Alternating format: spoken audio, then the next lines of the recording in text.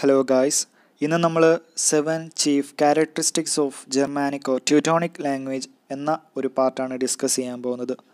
ഇത് first ചാപ്റ്ററിലെ last പാർട്ടാണ്. അതായത് കേരള യൂണിവേഴ്സിറ്റി 4th സെമസ്റ്ററിലെ history of English language and ലിറ്ററേച്ചറിൻ്റെ ഫസ്റ്റ് ചാപ്റ്ററിൻ്റെ ലാസ്റ്റ് പാർട്ടാണ് ഇന്ന് നമ്മൾ ഡിസ്കസ് ചെയ്യാൻ പോകുന്നത്. ഇന്നത്തെ വീഡിയോയിൽ ഗ്രിംസ് ലോ മാത്രമായിരിക്കും നമ്മൾ ഡിസ്കസ് ചെയ്യുന്നത്. ഗ്രിംസ് ലോ എക്സ്പ്ലെയിൻ ചെയ്യുന്നതിന് മുൻപായിട്ട് ഇൻഡോ യൂറോപ്യൻ ഫാമിലിയെക്കുറിച്ച് പറയേണ്ടതായിട്ടുണ്ട്. നമുക്കെല്ലാവർക്കും അറിയാം Indo European family is divided into 8 branches. What are they? അപ്പോൾ അത് ഓർത്തിരിക്കാനായിട്ട് ഈസ്റ്റേൺ അല്ലെങ്കിൽ സാറ്റം ഗ്രൂപ്പിൽ 4 ഡിവിഷൻസ് ബായി എന്ന് ഓർത്തിരിക്കാം. Balto Slavonic, Armenian, Albanian and Indo Iranian. അപ്പോൾ ഈ ഒരു ഡിവിഷനിൽ നിന്നാണ് ഇന്ത്യൻ ലാംഗ്വേജസ് ഈ ഒരു ഡിവിഷനിൽ നിന്നാണ് വന്നിരിക്കുന്നത്. വെസ്റ്റേൺ അല്ലെങ്കിൽ സെൻറ്റം ഗ്രൂപ്പ് പരിശോധിച്ചാൽ നമുക്ക് ലാറ്റിൻ അതുപോലെ മോഡേൺ ഇംഗ്ലീഷ് എന്ന ഭാഷകൾ അതിൽ നിന്നാണ് ഡെവലപ്പായി വന്നത്. വെസ്റ്റേൺ അല്ലെങ്കിൽ സെൻറ്റം ഗ്രൂപ്പ് അതിലെ 4 ഡിവിഷൻസ് ഏതൊക്കെയാണ്? Celtic, Greek or Hellenic, Italic, primitive Germanic or Teutonic. Okay,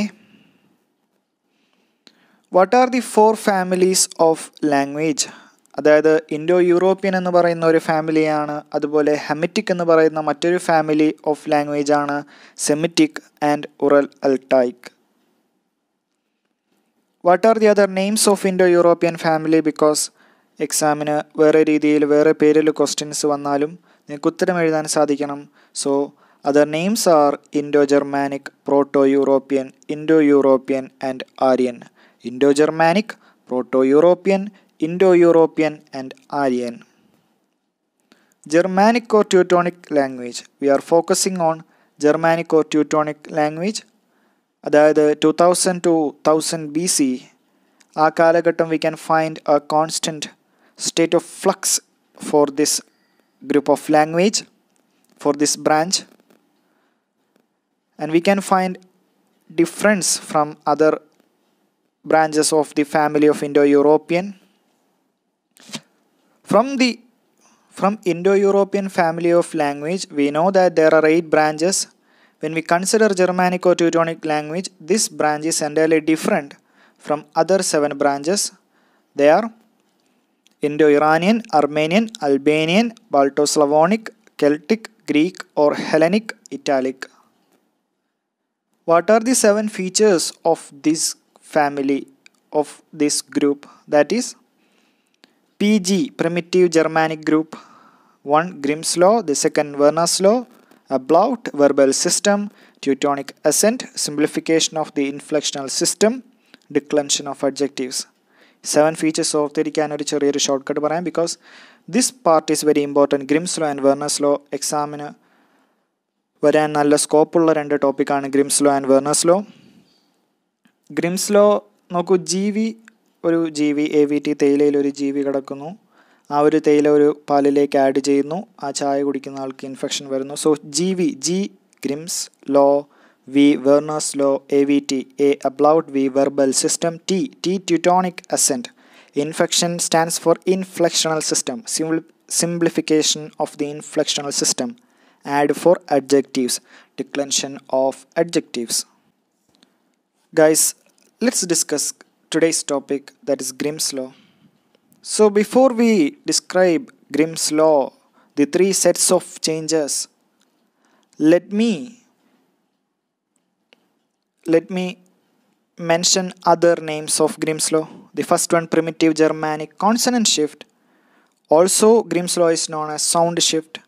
Also Grimm's law is known as the first sound shift. അപ്പോൾ എക്സാമിന് വേറെ പേരിൽ ചോദിച്ചാലും നിങ്ങൾക്ക് എഴുതാൻ അറിയണം. Okay, അപ്പോൾ this is the most distinctive feature among these 7 characteristics.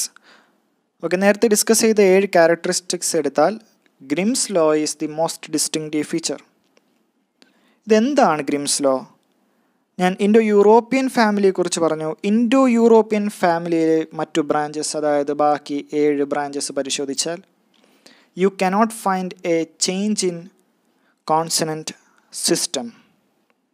But when you come to PG, Primitive Germanic Group, you can find the consonant system changes, shifts. So Indo-European family, the consonant system is fixed. And there is an example, italic group edukku, you can find the Indo-European consonant system is retained in italic group. But when you come to PG, primitive Germanic group, you can find a shift. ഇത് describe ചെയ്തത് 19th century. അപ്പോൾ സ്ലൈഡിൽ കാണാം 19th century philologist ആയിട്ടുള്ള Erasmus Task and Jacob Grimm, they observed the Italian group retained the consonant system but Germanic group underwent regular and systematic change. അപ്പോൾ Grimm's law നിങ്ങൾക്ക് law ഓർമ്മയില്ലെങ്കിൽ നിങ്ങൾ മനസ്സിലാക്കുക, ഗ്രിംസ് ലോ എന്നത് it is something related to consonant shift. So when you compare with the other 7 branches, the consonant shift is retained. Indo-European consonant system is retained in other 7 groups, but when you consider PG, primitive Germanic group, it changes. So ആ ഒരു change ആണ് നമ്മൾ ഇന്ന് discuss ചെയ്യാൻ പോകുന്നത്. It is 3 sets of changes, അതാണ് law.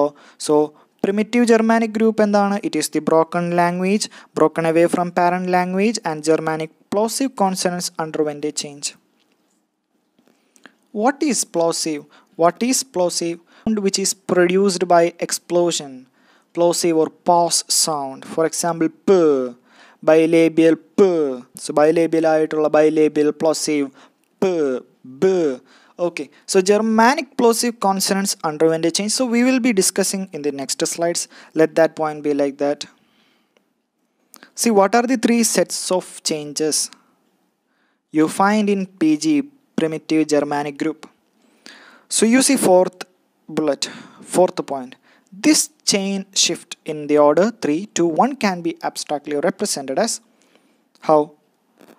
B changes to B, B changes to P, P changes to F.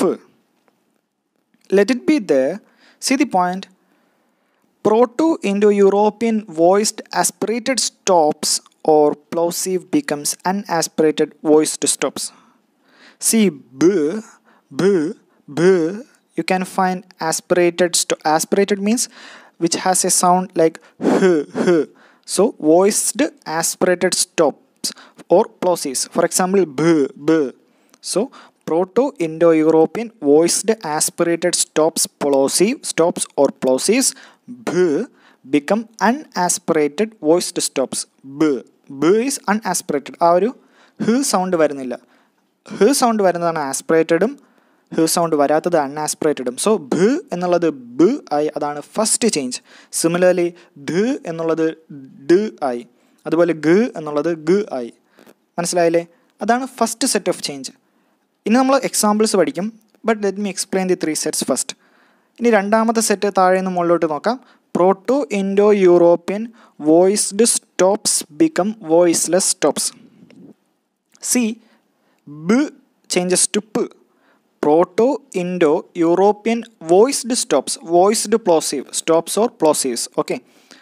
So Indo-European voiced stops, അതായത് b becomes voiceless stops. P. Voiceless stops. P. അതുപോലെ d becomes t, g becomes k. Becomes k. d becomes t. The last change ആണ് Proto-Indo-European voiceless stops change into voiceless fricatives. What is fricatives? Fricatives is a continuous sound produced from the mouth, but you stop the airflow in a slight manner like f. You can find you are restricting the airflow. So that is fricative. F. See, you are restricting the airflow. That is fricatives. Th, h. So you just try yourself. You can find the difference. What is voiced aspirated stops? What is voiced stop? What is fricatives? അപ്പോൾ ഇതെല്ലാം അറിയാമെങ്കിൽ നിങ്ങൾക്ക് ഈ Grimm's law എളുപ്പമായിട്ട് മനസ്സിലാവും. So ബേസിക്കായിട്ട് text book വായിച്ചാൽ എന്താണ് പ്ലോസീവ്, എന്താണ് ഫ്രിക്കേറ്റീവ്സ് എന്നൊക്കെ നിങ്ങൾക്ക് ഡൗട്ട് വരാം. സോ നമുക്കിനി എക്സാമ്പിൾസ് കൂടി പറയുമ്പോൾ ഈ ഒരു ടോപ്പിക്ക് തറവാവും. Let's see the examples too. Guys, let us discuss the examples for these 3 sets. First സെറ്റിന് ഉദാഹരണം മധ്യ എന്നുള്ള സാൻസ്ക്രിത് വാക്ക് മിഡിൽ എന്ന ഓൾഡ് ഇംഗ്ലീഷ് വാക്കാവുന്നു. അതായത് മധ്യ എന്നത് സാൻസ്ക്രിറ്റ് വാക്കാണ്, അതുപോലെ ഇൻഡോ യൂറോപ്യൻ വാക്കാണ്. അതുപോലെ it is aspirated voiced plosive, അതായത് എന്താണ് ആസ്പിറേറ്റഡ് ആണ്, ഹ് മധ്യ ധ് സൗണ്ട് വരുന്നുണ്ട്. അതുപോലെ വോയിസ്ഡ് പ്ലോസീവ്സ് ആണ്, അതെന്തായിട്ട് മാറുന്നു അൺആസ്പിറേറ്റഡ് ദ് ആകുന്നു, അൺആസ്പിറേറ്റഡ് വോയിസ്ഡ് പ്ലോസീവ്സ് ആകുന്നു. അപ്പോൾ ബ് ആകുന്നു, ഡ് ആകുന്നു, ഗ ആകുന്നു. ഓക്കെ. സെക്കൻഡ് സെറ്റിന് എക്സാമ്പിൾ ഡെൻഡം എന്നുള്ളത് ടൂത്ത് ആവുന്നു. ഡെൻഡം എന്ന് പറയുന്ന ലാറ്റിൻ വാക്കാണ്, ഇൻഡോ യൂറോപ്യൻ വാക്കാണ്, അത് വോയിസ്ഡ് പ്ലോസീവ്സ് ആണ്, അതായത് അതെന്തായിട്ട് മാറുന്നു ടൂത്ത് ആവുന്നു. അതായത് ബ് ഡ് ഗ പ് ട് ക ആകുന്നു. ഈ ഒരു സ്ലൈഡിൽ നിങ്ങൾക്ക് കാണാം. ഡെൻഡം എന്നുള്ളത് ടൂത്ത് ആവുന്നത് എങ്ങനെയാണ്? രണ്ടാമത്തെ point, proto Indo European voiced stops become voiceless stops. നമുക്ക് മൂന്നാമത്തെ എക്സാമ്പിൾ നോക്കാം. പാറ്റർ എന്ന ലാറ്റിൻ വാക്ക്, ഇൻഡോ യൂറോപ്യൻ വാക്ക്, വോയിസ്ലെസ് സ്റ്റോപ്പ് കോൺസണൻസ് ആയിട്ടുള്ള ട് എന്നുള്ളത് എന്തായിട്ട് മാറുന്നു ഫാദർ ആവുന്നു. ഫാദർ അതെന്താണ് ഓൾഡ് ഇംഗ്ലീഷ് വാക്കാണ്, അത് വോയിസ്ലെസ് ഫ്രിക്കേറ്റീവ് ആണ്. ത് എന്നുള്ള വോയിസ് അത് ഫ്രിക്കേറ്റീവ് ആണ്. അതുപോലെ ഫ് ത് ഹ് ഇതൊക്കെയാണ് ഫ്രിക്കേറ്റീവ്. ഇനി ഈ ഒരു സ്ലൈഡ് ഒന്നുകൂടി ഞാൻ പറയാം. ഏറ്റവും താഴെ ബ് ബിക്കംസ് ബ് ബിക്കംസ് പ് becomes f, th becomes th becomes t becomes th, last g becomes g becomes k becomes h. അപ്പോൾ ഇതാണ് മൂന്ന് സെറ്റ് എന്ന് പറയുന്നത്. ഫസ്റ്റ് സെറ്റ് പറയുന്നത് താഴെ നിന്ന് മുകളിലോട്ട് proto Indo European voiced aspirated stops or plosives becomes unaspirated voiced stops. The second th becomes th becomes t becomes th, അതായത് proto Indo European voiced stops becomes voiceless stops. അവിടെ teeth ഡെൻഡം tooth ഓർമ്മ വരണം. Proto Indo European voiceless stops changes into voiceless fricatives. നിങ്ങൾക്ക് last പറഞ്ഞ example ഓർമ്മ വരണം. Last പറഞ്ഞ എക്സാമ്പിൾ ഏതാണ്? പാറ്റർ, അത് സാൻസ്ക്രിറ്റിൽ പിതാവുന്നു, പിന്നെ അത് ഓൾഡ് ഇംഗ്ലീഷിൽ ഫാദർ ആവുന്നു. അപ്പോൾ നിങ്ങൾ മൂന്ന് എക്സാമ്പിൾസിലൂടെ നിങ്ങൾ ഈ ഗ്രിംസിൽ ഓർത്തിരിക്കുക. ഒന്നാമത്തെ എക്സാമ്പിൾ മധ്യ, അത് മിഡിലാകുന്നു. ധ എന്നുള്ളത് ദ് ആകുന്നു. അടുത്തത് രണ്ടാമത്തെ സെറ്റ് ഡെൻഡം ടൂത്ത് ആകുന്നു. അടുത്തത് പാറ്റർ ഫാദർ ആവുന്നു. ഓക്കെ. അപ്പോൾ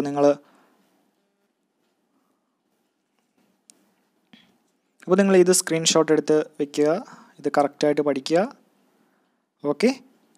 അപ്പോൾ ഇതാണ് ഈ ഒരു ട്രാൻസ്ഫോർമേഷൻ, ഈ ഒരു ചേഞ്ച്, കോൺസണൻറ്റ് സിസ്റ്റത്തിൻ്റെ ചേഞ്ചാണ് ഗ്രിംസ് ലോ. ഓക്കെ. ഇതിൽ കുറച്ച് പോരായ്മകളുണ്ട്, അത് പരിഹരിക്കുന്നതാണ് അടുത്തൊരു ലോ, വെർണേഴ്സ് ലോ. അത് നമ്മൾ അടുത്ത ഒരു വീഡിയോയിൽ ഡിസ്കസ് ചെയ്യുന്നതായിരിക്കും.